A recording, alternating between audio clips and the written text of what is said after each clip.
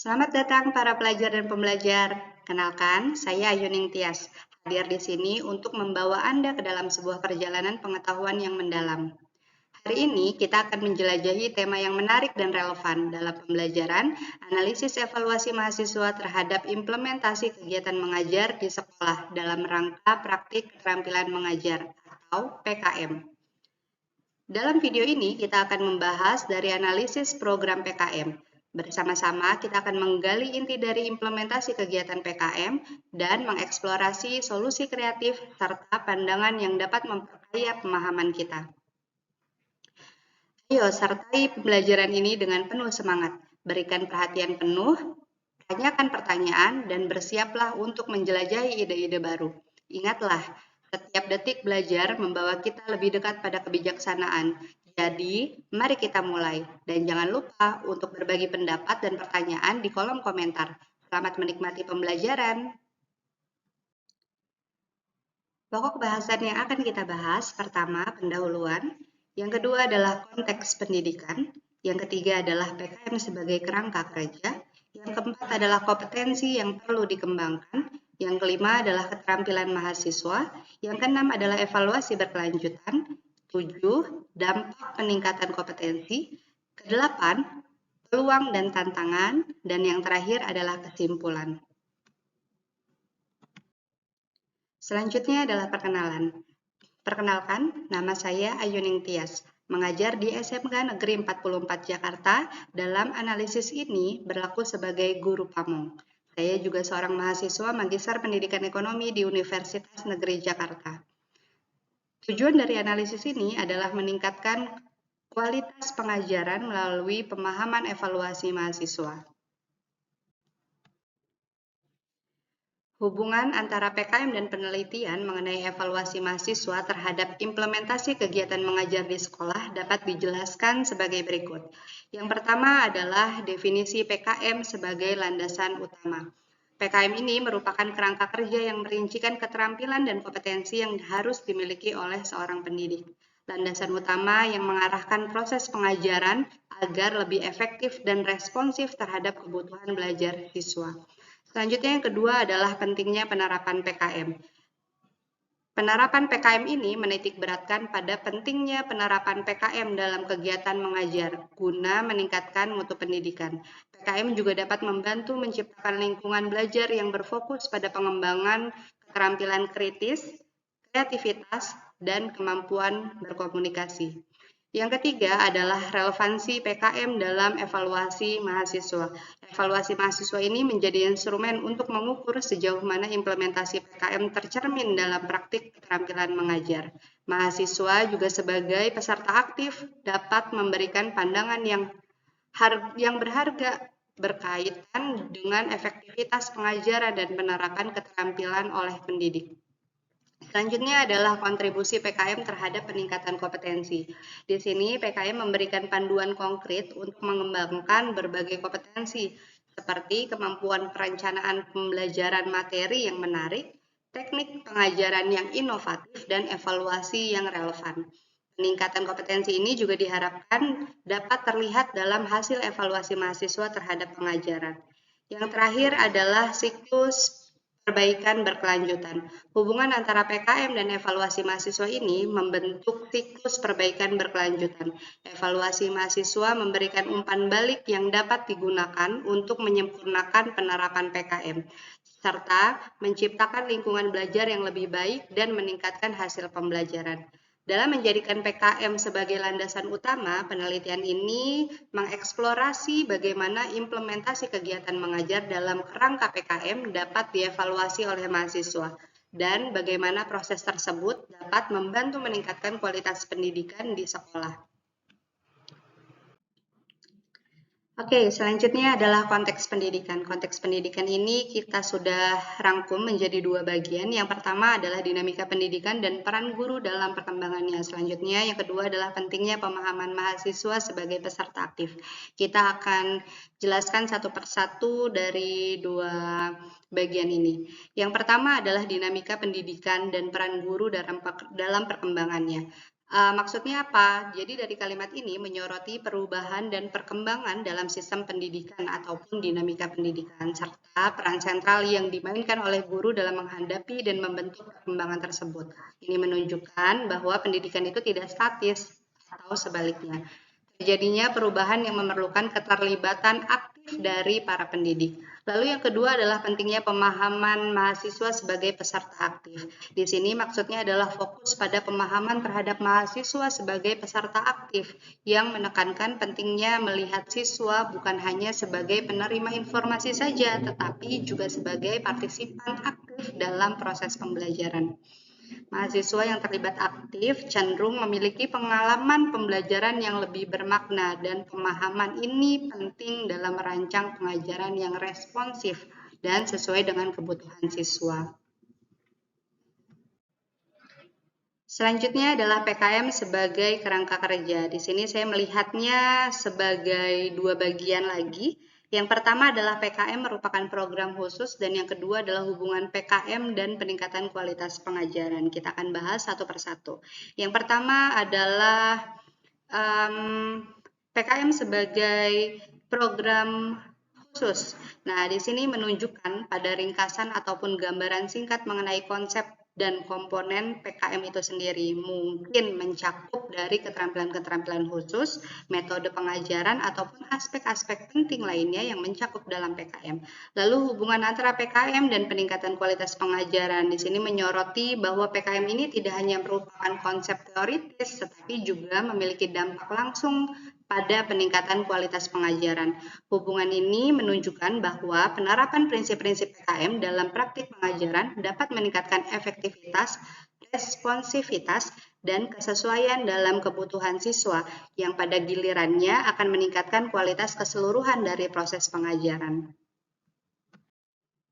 Selanjutnya adalah kompetensi yang perlu dikembangkan. Di sini ada 3 kompetensi yang perlu dikembangkan. Yang pertama adalah kreativitas, yang kedua adalah pemahaman materi, dan yang ketiga adalah kemampuan berkomunikasi. Dalam kreativitas itu sendiri, ada rincian dari kompetensi yang perlu dikembangkan.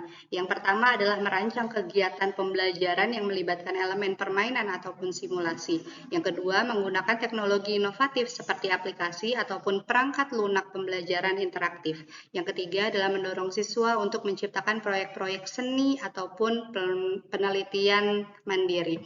Selanjutnya dalam pemahaman materi, di sini yang perlu dikembangkan adalah terus meningkatkan pengetahuan tentang perkembangan terkini dalam bidang pembelajaran.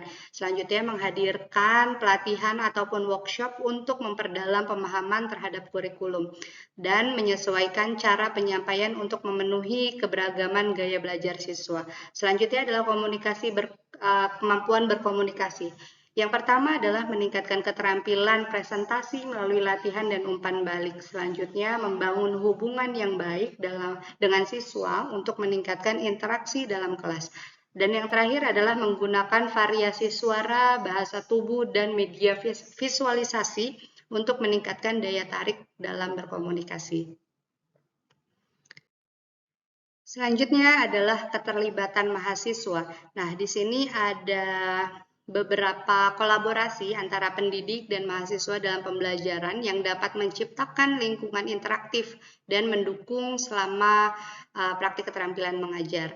Berikut adalah contoh konkretnya. Di sini ada proyek kolaboratif. Nah, pendidik dan mahasiswa ini dapat bekerja sama dalam proyek kolaboratif yang melibatkan perencanaan, pelaksanaan, dan evaluasi suatu kegiatan pembelajaran. Contohnya adalah mereka dapat bekerja sama merancang dan menyelenggarakan kegiatan pembelajaran luar kelas, seperti kunjungan ke museum ataupun proyek penelitian berbasis komunikasi. Selanjutnya yang kedua adalah diskusi terbimbing. Di sini pendidik dapat memfasilitasi diskusi terbimbing di kelas yang melibatkan mahasiswa secara aktif dalam menyampaikan ide-ide, pertanyaan, ataupun pemecahan masalah terkait topik dari pembelajaran. Selanjutnya adalah penggunaan teknologi kolaboratif.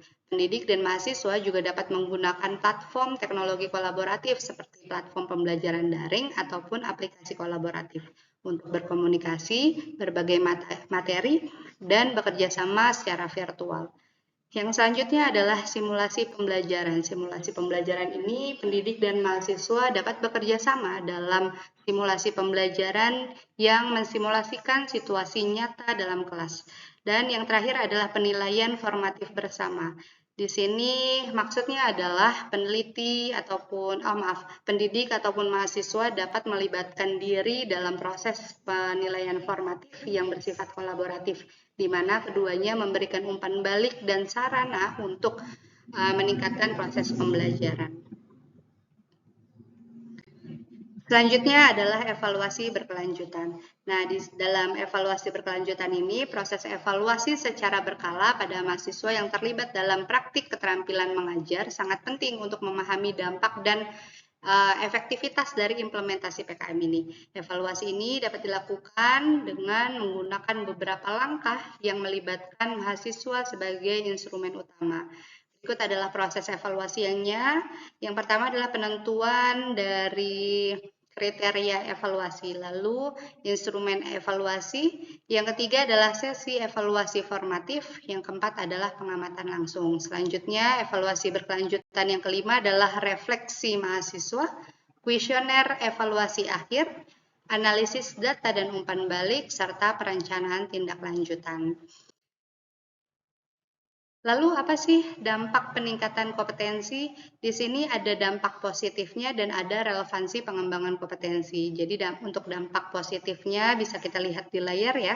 Ada 5 dampak positif dari peningkatan kompetensi ini. Yang pertama adalah interaktivitas meningkat, pengajarannya juga lebih responsif, pembelajaran berbasis pengalaman, simulasi kreativitas dan pemikiran kritis serta dukungan dalam pengembangan keterampilan.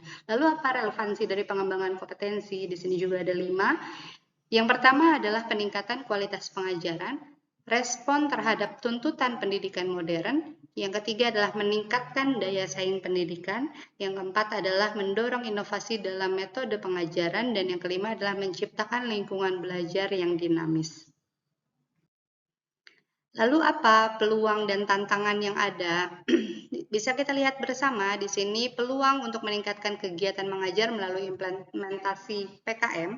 Yang pertama adalah pengembangan kreativitas dalam pengajaran. Yang kedua adalah peningkatan penggunaan teknologi dalam pembelajaran. Yang ketiga adalah kolaborasi antar pendidik. Yang keempat adalah peningkatan keterlibatan siswa, dan yang kelima adalah pembelajaran berbasis proyek.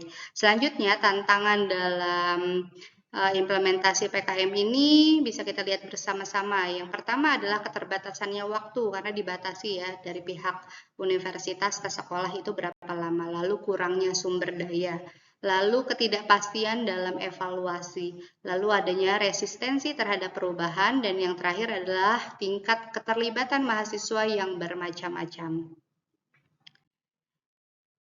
Lalu apa kesimpulan yang bisa kita dapat dari materi kali ini? Penelitian ini bertujuan menganalisis evaluasi mahasiswa terhadap implementasi kegiatan mengajar di sekolah dengan menggunakan kerangka praktik keterampilan mengajar ataupun PKM.